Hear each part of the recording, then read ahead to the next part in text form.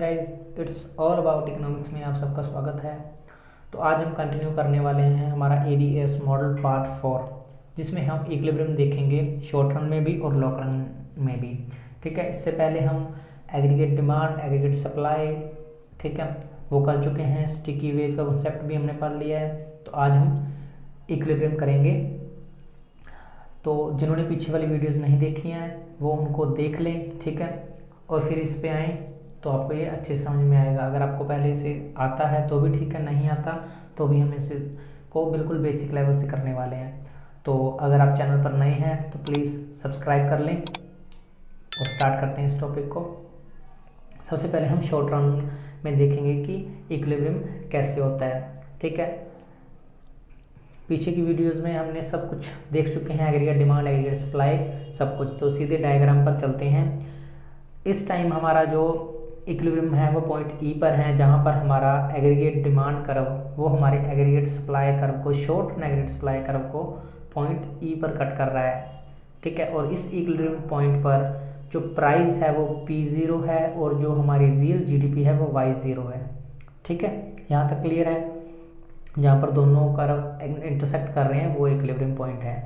तो अब हम दो सिचुएशन देखेंगे जिसमें प्राइस, एक सिचुएशन में प्राइस राइज होगा और एक सिचुएशन में प्राइस जो है वो कम होगा। ठीक है, तो पहले देखते हैं प्राइस राइज की सिचुएशन। जब प्राइस P0 से P2 पर चले जाते हैं तब क्या होता है। तब देखिए, जब प्राइस P0 से P2 पर चले गए तब जो हमारी एग्रीगेट डिमांड है, ठीक है, वो है P2A। ठीक है, P2A अमाउंट जो है वो टोटल एग्रीगेट डिमांड है इकोनॉमी में, और टोटल जो aggregate short run aggregate supply है वो है P2B। ठीक है, तो एट प्राइस P2 पर टोटल एग्रीगेट सप्लाई जो है वो P2B है और टोटल एग्रीगेट जो डिमांड है वो है P2A। ठीक है, तो जो A और B के बीच का जो गैप है, जो डिफरेंस है, ठीक है, वो हमारे पास बच जाता है excess of aggregate supply over aggregate demand. ठीक है, इसका मतलब है कि प्राइस P2 पॉइंट पर कोई भी, मतलब टोटल जो फर्म है इंडस्ट्री में, वो इतना अमाउंट जो है प्रोड्यूस कर रही है P2B, और उस प्राइस पॉइंट पर जो है मार्केट में सामान बिक कितना रहा है, डिमांड कितनी हो रही है P2A। तो A to B अमाउंट जो है वो अनसोल्ड रह जाता है, जो कि बिक नहीं पाता है, जिसको कस्टमर नहीं मिलते इस प्राइस पॉइंट पर। तो अब क्या होगा ऐसी सिचुएशन में, जो है फर्म जो है अपना प्रोडक्शन जो है वो नेक्स्ट पीरियड में कम कर देगी। ठीक है, कम कर देगी का मतलब है कि अब वो प्रोडक्शन जो है नेक्स्ट पीरियड में कम करेंगे, क्योंकि इस पीरियड में उन्होंने सामान ज़्यादा बना दिया जो कि बिका नहीं, तो वो नेक्स्ट पीरियड में अपना प्रोडक्शन जो है वो उसको कम कर देगी। ठीक है, कम कर देगी, और प्राइजेस, प्रोडक्शन कम करने के लिए वो जो एम्प्लॉयमेंट उन्होंने लेबर का एम्प्लॉयड किया था उनको जो है काम से थोड़ा सा रिलीज कर देंगे, जिससे प्राइस लेवल जो है, मतलब कॉस्ट ऑफ प्रोडक्शन उनका कम हो जाएगा, उससे प्राइस लेवल भी नीचे आ जाएंगे, और वापस जो है इकोनॉमी जो है वो पॉइंट ई इक्विलिब्रियम पर आ जाएगी हमारे पास। ठीक है, तो इक्विलिब्रियम रिस्टोर हो गया इस सिचुएशन में। अब अगर प्राइस P1 पर चले जाते हैं, ठीक है, नेक्स्ट सिचुएशन देखते हैं। सपोज करते हैं जब प्राइस P1 पर चले जाते हैं तो उस टाइम जो है हमारी जो एग्रीगेट डिमांड है, ठीक है, वो है हमारे पास P1 to D। ठीक है, इतनी टोटल मार्केट में डिमांड हो रही है, क्योंकि प्राइस कम हुए ना, प्राइस कम होने से एग्रीगेट डिमांड बढ़ गई। तो अब P1 प्राइस के ऊपर P1D जो है वो टोटल एग्रीगेट डिमांड है, और सप्लाई कितना हो रहा है इस प्राइस पॉइंट पर, क्योंकि प्राइस कम है और सप्लाई और प्राइस के बीच में पॉजिटिव रिलेशन है, तो प्राइस कम हुए तो सप्लाई भी कम हो गई, जो कि है P1 to C। तो अब जो D और C का जो गैप हमारे पास बच गया, ठीक है, अब इतना जो गैप है ये है excess of aggregate demand over aggregate supply. ठीक है, तो मतलब एग्रीगेट डिमांड अब ज़्यादा हो गई। ठीक है, तो अब क्या होगा, जब एग्रीगेट डिमांड ज़्यादा हो जाती है किसी भी चीज़ की, जब डिमांड उसकी सप्लाई से ज़्यादा हो जाती है तब प्राइस उसके हाइक होने लगते हैं। तो इस तरह से प्राइस फिर से P1 से P2 पर शिफ्ट हो गए और इक्विलिब्रियम हमारा जो पॉइंट है वो ई पॉइंट पर रिस्टोर हो गया। तो ये था हमारा short run macro economic equilibrium. ठीक है, तो इस स्लाइड में देखिए, जैसे कि हमने अभी इक्विलिब्रियम देख लिया कि इक्विलिब्रियम कैसे हुआ, ठीक है। और शॉर्ट रन में जो है वो मनी वेज जो है हमारी वो फिक्स्ड रहती हैं, ठीक है, मनी वेज आर फिक्स्ड। तो इसलिए ये जो है रियल जीडीपी के फुल एम्प्लॉयमेंट लेवल जो है वो रियल जीडीपी में अपने आप एडजस्ट नहीं हो पाता है, ठीक है। और अगर शॉर्ट रन की बात करें तो शॉर्ट रन में जो है रियल जीडीपी हमारी पोटेंशियल जीडीपी से कम भी हो सकती है और पोटेंशियल जीडीपी से ज़्यादा भी हो सकती है, ठीक है। इसी तरह जो नेचुरल रेट ऑफ अनएम्प्लॉयमेंट है, ठीक है, उससे जो अनएम्प्लॉयमेंट रेट है वो ज़्यादा भी हो सकता है और कम भी हो सकता है, ठीक है। इसके बाद देखिए कि फ्लक्चुएशन जो क्यों आती हैं इकोनॉमी में, एग्रीगेट डिमांड और एग्रीगेट सप्लाई में चेंज जो आता है उसके चेंज के जो फैक्टर हैं, एग्रीगेट डिमांड के जो फैक्टर हैं वो देखिए, जैसे कि पीछे हमने जो वीडियो की थी एग्रीगेट डिमांड एग्रीगेट सप्लाई की, उसमें हमने इन सब पॉइंट्स को जो है ब्रीफली डिस्कस किया था, ठीक है, तो सब कुछ बताया था। तो अगर ज़्यादा डीप को आपको पढ़ना है कि क्यों चेंज आता है तो आप वो वीडियो जो हैं उनको देख लें, उनका जो लिंक है वो डिस्क्रिप्शन में है एग्रीगेट डिमांड एग्रीगेट सप्लाई का, ठीक है। यहाँ पर हम सिर्फ पॉइंट को डिस्कस कर लेते हैं कि क्यों चेंज आते हैं। तो एग्रीगेट डिमांड में चेंज करने वाले जो फैक्टर हैं वो हैं जैसे देखिए money supply, government expenditure, investment, demand by business firm, consumption household etcetera. तो ये सब जो है ये एग्रीगेट डिमांड में चेंज लाते हैं, ठीक है, शॉर्ट रन इक्विलिब्रियम को एस्टेब्लिश करने में। और एग्रीगेट सप्लाई में चेंज लाने वाले कौन से फैक्टर हैं, वो हैं मनी वेज रेट और प्राइस ऑफ द इनपुट, ठीक है, जो कि एग्रीगेट सप्लाई में चेंज लाते हैं, ठीक है। तो ये तो वो फैक्टर हो गए। केंज का व्यू देख लेते हैं। इसमें हम केंज कहता है कि जब इकोनॉमी में less than full employment level पर इक्विलिब्रियम होता है तो उस टाइम जो रिसेशन में होती है ना इकोनॉमी, तो तब वहाँ पर less than full employment level होता है, ठीक है। और ये क्यों होता है, ये होता है डेफिशिएंसी ऑफ एग्रीगेट डिमांड, ठीक है, मतलब कि एग्रीगेट डिमांड जो है वो सफिशेंट नहीं है, ठीक है, उसका लेवल बहुत कम है। तो ऐसी सिचुएशन में जो है गवर्नमेंट को इंटरफेयर करना बहुत ज़रूरी हो जाता है अगर इकोनॉमी को डिप्रेशन से बाहर निकालना होता है, ठीक है। गवर्नमेंट जो है अपनी एक्सपेंशनरी फिस्कल पॉलिसी को अडॉप्ट करती है जिसमें वह अपने एक्सपेंडिचर को बढ़ाती है और टैक्सेस को कम करती है, जिससे कि एग्रीगेट डिमांड जो है वो बढ़ाई जाती है और जिससे डिप्रेशन से इकोनॉमी को बाहर निकाला जाता है। और कीन्ज कहते हैं कि इसमें फ्री मार्केट जो है, फ्री मार्केट का जो कॉन्सेप्ट है जो कि क्लासिकल व्यू था कि इकोनॉमी में एक फ्री हैंड वर्क करता है और ऑटोमेटिक जो है मशीनिज्म के थ्रू अपने आप इक्विलिब्रियम एस्टेब्लिश हो जाता है, वैसा नहीं होने वाला, ठीक है। ऐसा केंज का मानना था कि अगर शॉर्ट रन में ऐसा डिसइक्विलिब्रियम होता है, लेस देन फुल एम्प्लॉयमेंट रहता है, तो लॉन्ग रन में भी ये आगे जो है एग्जिस्ट करेगा। तो ये ऐसा लॉन्ग रन में ना हो, इसके लिए गवर्नमेंट जो है इंटरफेयर करे इस मैटर में और इक्विलिब्रियम को एस्टेब्लिश कराए एग्रीगेट डिमांड को बढ़ाकर, ठीक है। और ये थिंकिंग कैसे मतलब सामने आई थी, क्योंकि अभी देखिए डिप्रेशन जो हुआ था 1930s का डिप्रेशन हुआ था, वर्ल्ड डिप्रेशन, ठीक है। उस समय जो क्लासिकल व्यू पॉइंट था वो कोई भी सोल्यूशन नहीं दे पाया था इस सिचुएशन से बाहर निकलने के लिए, ठीक है। डिप्रेशन की सिचुएशन को सॉल्व करने के लिए तो कोई भी सोल्यूशन नहीं मिल रहा था। तब कीन्ज ने जो है अपनी इनकम एंड आउटपुट की थ्योरी दी थी जिसमें उन्होंने गवर्नमेंट के रोल को जो है एम्फेसाइज किया था। तो अब लॉन्ग रन का कॉन्सेप्ट जो है जिसमें जो क्लासिकल मोनेटरिस्ट या न्यू क्लासिकल इकोनॉमिस्ट जो थे वो बिलीव करते हैं कि अपने आप ही ऑटोमेटिक एडजस्टमेंट होगी वेज और प्राइस में और इक्विलिब्रियम एडजस्टमेंट जो है वो हो जाएगी और अपने आप इक्विलिब्रियम एस्टेब्लिश्ड हो जाएगा। तो लॉन्ग रन का कॉन्सेप्ट देखते हैं इसमें, ठीक है। डायग्राम देखिए आप सीधा, सबसे पहले जो LAC है हमारे पास, LAC जो है वहाँ पर वो हमारी जो है लॉन्ग रन एग्रीगेट सप्लाई, ठीक है। और वाई बार जो है हमारा वो है हमारी पोटेंशियल जीडीपी लेवल, ठीक है, लॉन्ग रन में। अब इसको एक बार आप छोड़ दीजिए, अब आ जाइए वापस इक्विलिब्रियम की सिचुएशन पर। इक्विलिब्रियम की सिचुएशन कहाँ पर है हमारी, जहाँ पर हमारा SAS0 short run aggregate supply curve जो है वो हमारी AD कर्व को काट रहा है एट पॉइंट E पर, ठीक है। तो पॉइंट E पर जो है वो हमारा इनिशियल इक्विलिब्रियम है, शॉर्ट रन इक्विलिब्रियम है, जहाँ पर जो हमारा प्राइस है वो P0 है और हमारा जो रियल जीडीपी है वो Y0 है, ठीक है। यहाँ तक किसी को कोई दिक्कत नहीं हुई होगी, ठीक है। तो E पर हमारा इक्विलिब्रियम का पॉइंट है। अब इस प्राइस पॉइंट पर P0 प्राइस पॉइंट पर देखिए जो आउटपुट हो रहा है वो y0 है, जो कि पोटेंशियल जीडीपी से कम है। तो ये y0 और y बार का जो गैप है बीच में, ठीक है, ये जो गैप आप देख रहे हैं इसमें y0 और y बार के बीच में, इसको रिसेशनरी गैप कहा जाता है, ठीक है। अब इसको रिसेशनरी गैप क्यों कहा जाता है? क्योंकि इस सिचुएशन पे, इस प्राइस पॉइंट पर, P0 प्राइस पॉइंट पर जो एग्रीगेट डिमांड है, ठीक है, वो लेस है, यानी कि कम है, शॉर्ट है एग्रीगेट सप्लाई के।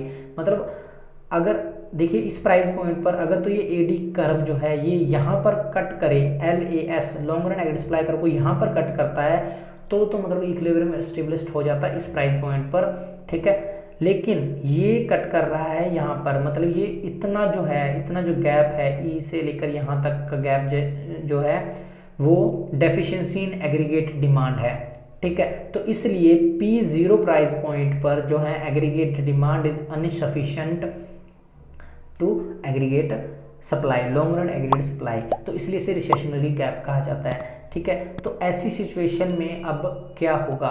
ऐसी सिचुएशन में होगा ये कि जो फर्म जो है, ठीक है, अब अपना जो प्रोडक्शन है उसको बढ़ाएगी, ठीक है। उसको बढ़ाने के लिए वो क्या करेगी? और लोगों को एम्प्लॉयमेंट प्रोवाइड करवाएगी, जिससे कि क्या होगा, वेज जो है, वेज आपकी गिरेंगी, ठीक है। जो वेज रेट है वो गिरेगा, क्योंकि और लोग भी जो हैं अभी एम्प्लॉयमेंट कि आपका फुल एम्प्लॉयमेंट लेवल जो है स्टेब्लिश नहीं हुआ है इकोनॉमी में, ठीक है। तो फुल एम्प्लॉयमेंट स्टेब्लिश नहीं हुआ, ये जो हमारा इक्विलिब्रियम है एट पॉइंट ई पर, ये लेस देन फुल एम्प्लॉयमेंट पर है, तो इसलिए और वर्कर्स भी अवेलेबल हैं काम करने के लिए, जो कि कम वेज पर भी काम करने के लिए रेडी हैं। तो इसलिए अब वेज रेट जो है वो गिरेगा, और वेज रेट के गिरने के बाद क्या होगा, आपकी कॉस्ट ऑफ प्रोडक्शन कम हो जाएगी, जिससे जो है आप प्राइस को भी कम कर दोगे। तो इससे जो हमारा शिफ्ट होगा short run aggregate supply curve में, वो हमारा SAS0 से SAS1 पर शिफ्ट कर जाएगा। और ये कब तक करता रहेगा, और कब तक वेज रेट जो है वो कम होते रहेंगे?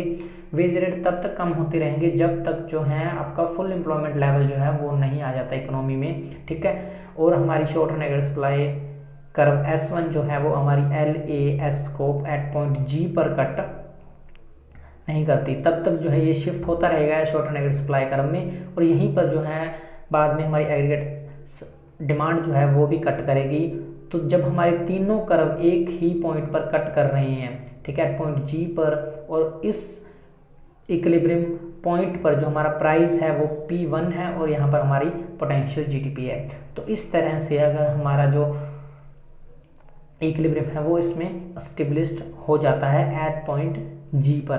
तो P1 प्राइस पॉइंट पर जो है एग्रीगेट डिमांड जो है वो सफिशिएंट है एग्रीगेट आउटपुट को जो है अब्जॉर्ब करने में। तो यहाँ पर तीनों कर्व हमारे एक ही पॉइंट पर काट रहे हैं। ये हमने सिचुएशन देखी थी जब हमारा जो रियल GDP है वो कम रहती है पोटेंशियल GDP से। तो उसके बाद इक्विलिब्रियम जो है कैसे एस्टेब्लिश होता है, ये हमने इस वीडियो में देखा कि less than full employment level पर इक्विलिब्रियम है, तो जब और एम्प्लॉयमेंट को प्रोवाइड करवाते हैं, ठीक है, और लेबर को हम वर्क जो है वर्क के अंदर लेके आते हैं, तो फिर वेज रेट गिरता है। वेज रेट गिरने से कॉस्ट ऑफ प्रोडक्शन कम हो जाता है, जिससे कि प्राइस लेवल भी कम होते हैं, और इस तरह से जो ये शिफ्ट है short run aggregate supply curve में वो चलता जाता है एट पॉइंट G पर, जहाँ पर वो LAS को नहीं काटता, उस पॉइंट तक जो है वो शिफ्ट होता जाता है। तो ये था हमारा लॉन्ग रन इक्विलिब्रियम की एक सिचुएशन जो कि थी लेस देन, अगर less than full employment level पर इक्विलिब्रियम हो तो। अब इसके बाद नेक्स्ट स्लाइड में हम देख लेते हैं कि अगर जो हमारा इक्विलिब्रियम है, जो रियल GDP का जो हमारा रियल GDP है, अगर वो पोटेंशियल GDP से ज़्यादा हो, मतलब हमारा जो इक्विलिब्रियम है वो more than full employment level पर हो। अब आप कहोगे कि ऐसा कैसे हो सकता है, मतलब फुल एम्प्लॉयमेंट जब इकोनॉमी में होगी तो उससे ज़्यादा लेवल पर एम्प्लॉयमेंट प्रोवाइड करवा के कैसे इक्विलिब्रियम कर सकते हैं, ठीक है, मतलब पोटेंशियल GDP से ज़्यादा रियल GDP कैसे हो सकती है। देखिए हमने पीछे जो कॉन्सेप्ट पढ़ा था उसमें हमने देखा था कि फुल एम्प्लॉयमेंट की सिचुएशन में भी दो तरह की अनएम्प्लॉयमेंट पाई जाती है, जिसके अंदर जो है आपका फ्रिक्शनल और स्ट्रक्चरल अनएम्प्लॉयमेंट होती है। तो जब आप उस फ्रिक्शनल और स्ट्रक्चरल अनएम्प्लॉयमेंट रेट को कम कर देते हो और उन लोगों को भी एम्प्लॉयमेंट प्रोवाइड करवा देते हो, और दूसरा जो आपकी कैपिटल स्टॉक है वो फिक्स्ड कैपिटल स्टॉक का भी जब आप मतलब कि इंटेंसिवली यूज़ करते हो, ठीक है, तो अगर आप ये दो काम करते हो तो आपकी रियल जीडीपी जो है वो पोटेंशियल जीडीपी से ज़्यादा हो सकती है, ठीक है, कुछ टाइम पीरियड के लिए। तो अब इस सिचुएशन को देखते हैं। अब इस टाइम जो हमारा पोटेंशियल जीडीपी हमारी वहीं की वहीं है, वाई बार जो है हमारा पोटेंशियल जीडीपी का पॉइंट है LAS पर, ठीक है। अब देखते हैं हमारी रियल जीडीपी कहाँ पर है। रियल जीडीपी हम है हमारी पॉइंट H के ऊपर, ठीक है, जहाँ पर हमारा short run aggregate supply S1 जो है वो हमारी एग्रीगेट डिमांड को काट रहा है एट पॉइंट H पर, और इस पर जो है प्राइस वो P1 है, ठीक है, और Y1 हमारी रियल जीडीपी है। तो अब क्या होगा, ठीक है, more than full employment equilibrium पर इकोनॉमी है।